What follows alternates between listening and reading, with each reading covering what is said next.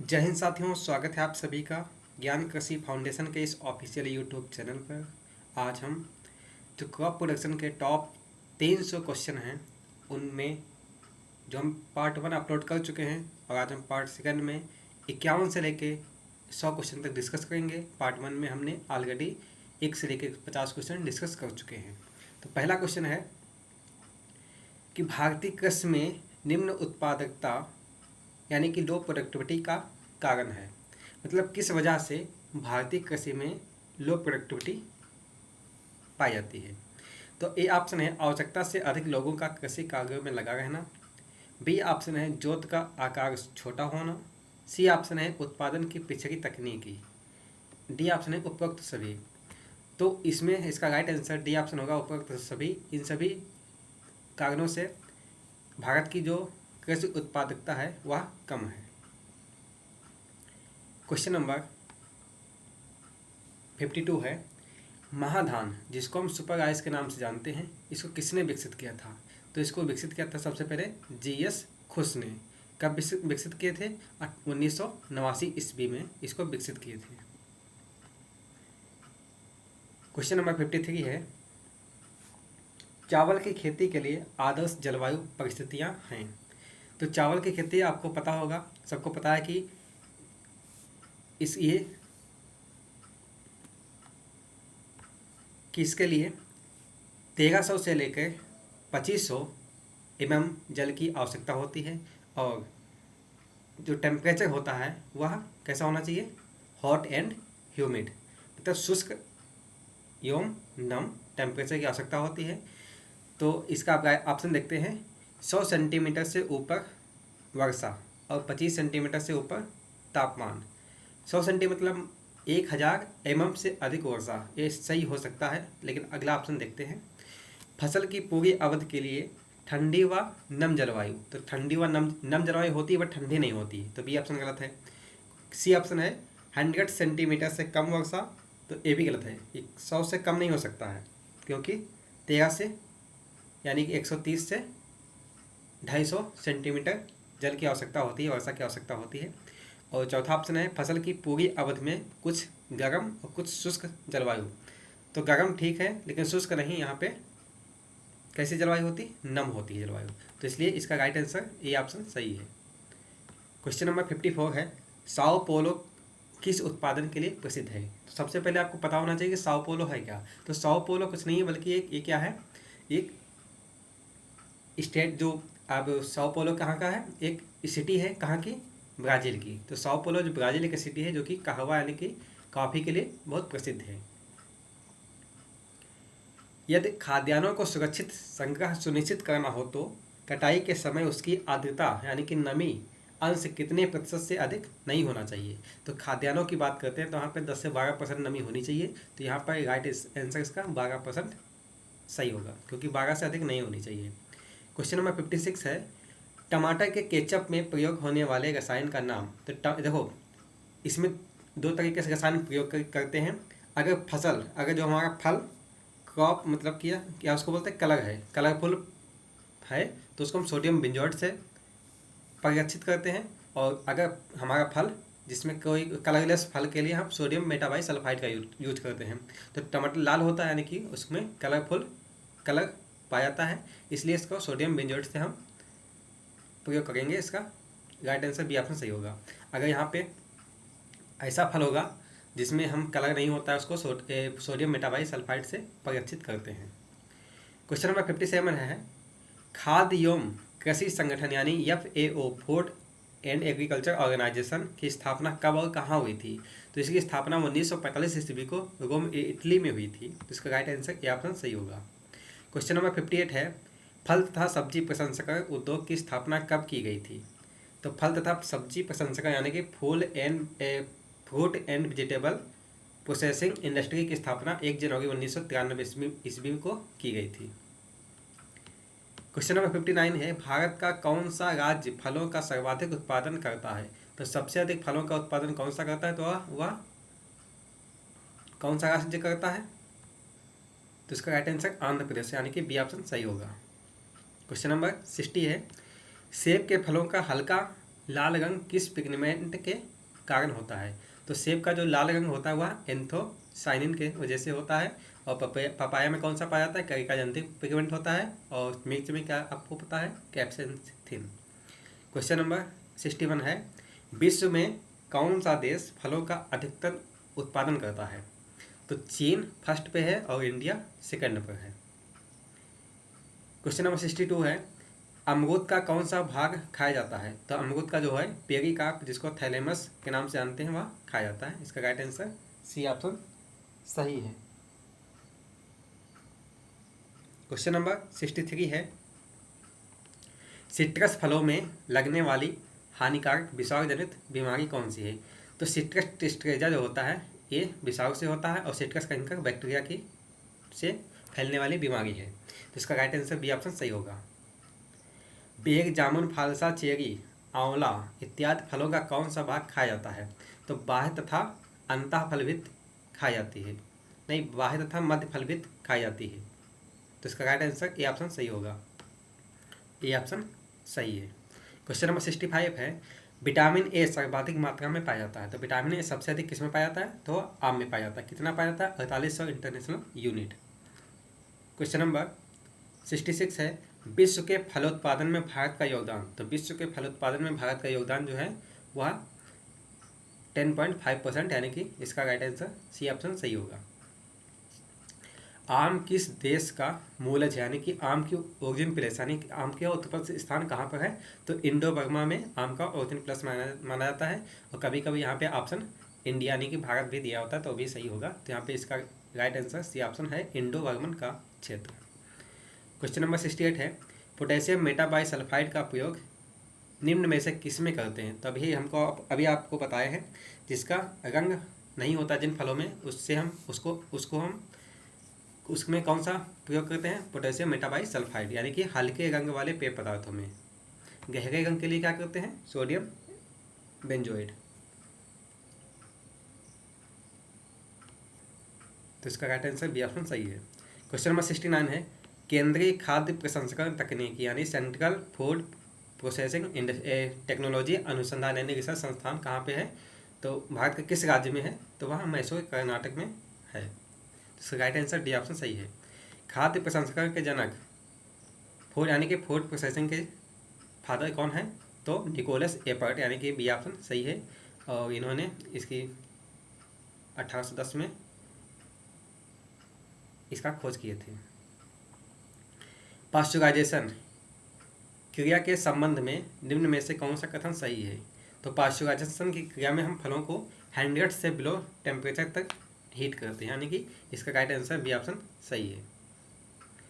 Sterilisation प्रक्रिया अपनाते हैं, तो ये किस में अपनाते हैं? वेजिटेबल्स क्रॉप में अपनाते हैं स्टेरिलाइजेशन, यानी कि बी ऑप्शन सही है, सब्जियों में।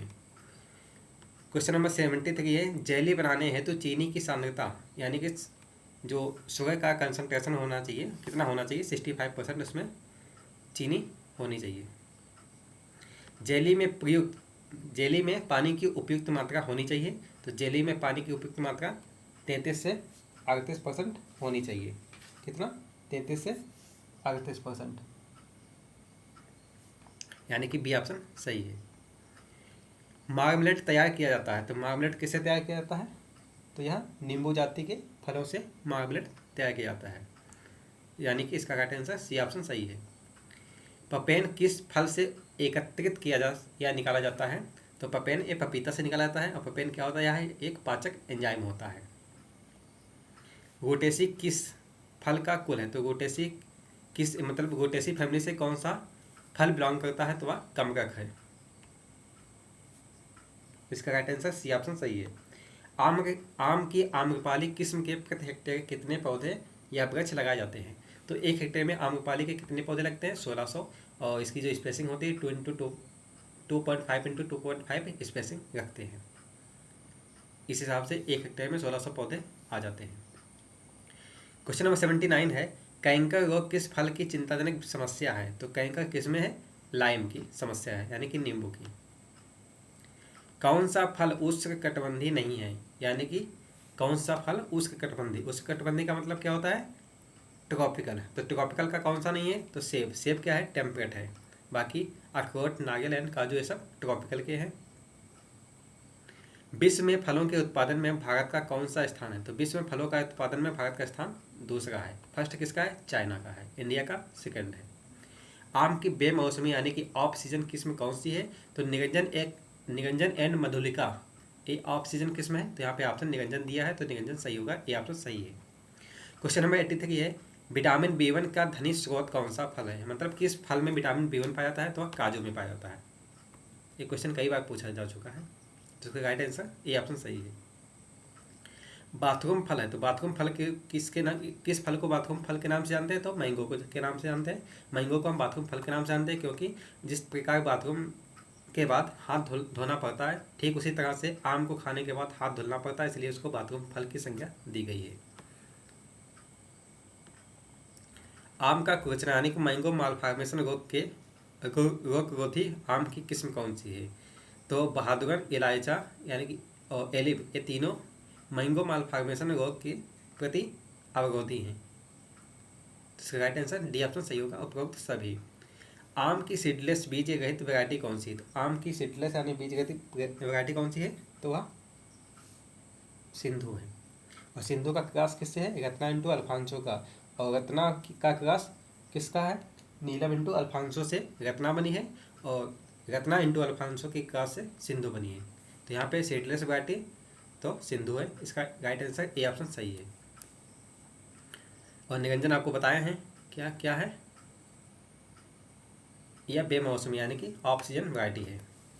निम्नलिखित में से किस में ब्लांचिंग क्रिया की जाती है? तो ब्लांचिंग की क्रिया किस में की जाती है? सब्जियों में की जाती है। और यहाँ किस में बहुत फेमस है? फूल गोभी में बहुत ही फेमस है। फलों में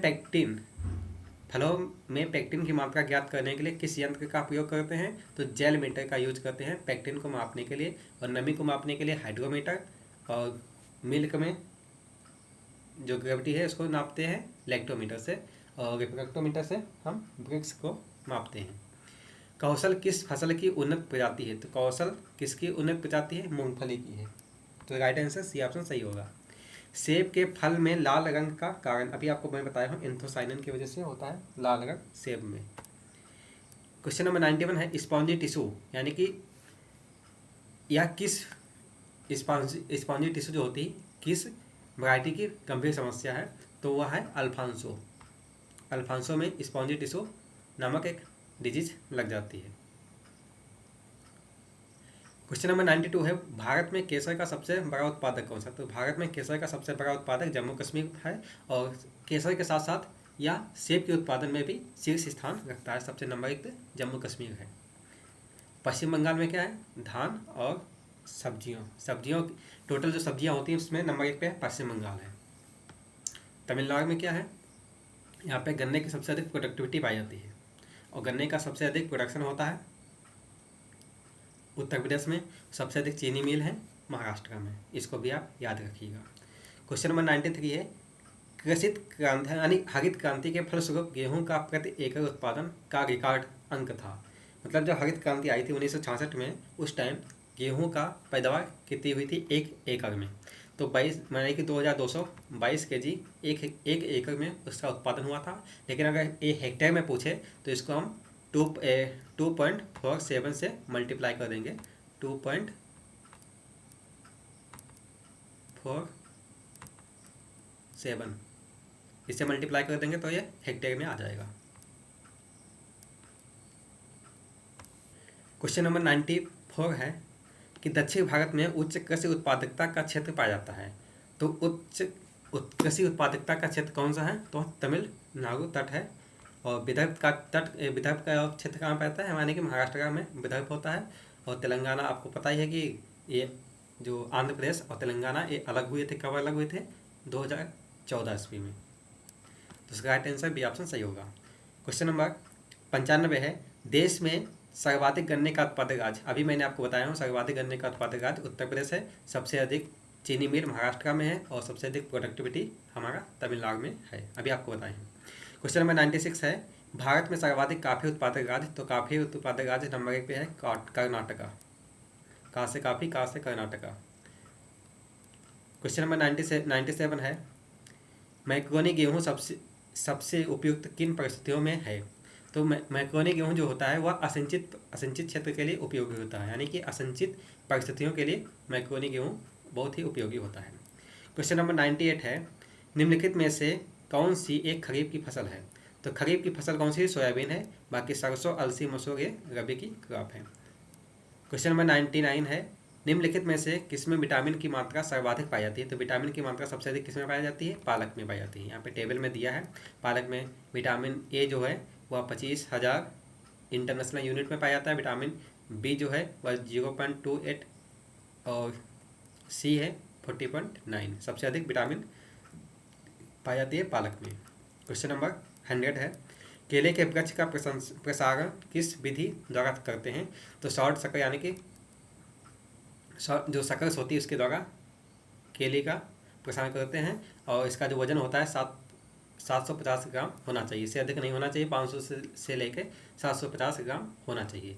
तो ये हमारे 100 क्वेश्चन हो चुके हैं, और आपको पता है कि 50 मिनट में 100 क्वेश्चन कवर हो चुके हैं टोटल अभी तक। 2 वीडियो में पार्ट 1 में हमने 1 से 50 तक किए थे, और पार्ट 2 में भी 51 से लेकर 100 तक किए हैं। आने वाले समय में हम 101 से लेकर 150 तक क्वेश्चन करेंगे, मतलब जो पार्ट 3 होगा। और ये लगभग 300 क्वेश्चन होंगे जो हम ये हिंदी मीडियम से लेके आ रहे हैं, और जो 1300 क्वेश्चन के आसपास होंगे वो हम हिंदी इंग्लिश दोनों में लेके आएंगे। ये सीरीज खत्म होने के बाद जब हमारे 300 क्वेश्चन खत्म हो जाएंगे उसके बाद हम हिंदी इंग्लिश दोनों, एक तरफ हिंदी होगी एक तरफ इंग्लिश होंगे, वो खुद के बनाए हुए क्वेश्चन हैं, और वो क्वेश्चन बहुत ही इंपॉर्टेंट है एक क्रॉप वाइज से। जिससे राइस में जितने क्वेश्चन बन सकते हैं वो राइस के होंगे, मेज के जितने बन सकते हैं वो मेज के होंगे, फिर व्हीट के जितने क्वेश्चन अभी तक पूछे गए हैं या पूछे जा सकते हैं, इस हिसाब से हम डिसाइड कर रहे हैं। तो आप लोग हमारे चैनल पर नए हैं तो प्लीज़ सब्सक्राइब कर लीजिए, और वीडियो पसंद हो तो इसको लाइक कर दीजिए। मिलते हैं नेक्स्ट वीडियो में, तब तक के लिए जय हिंद।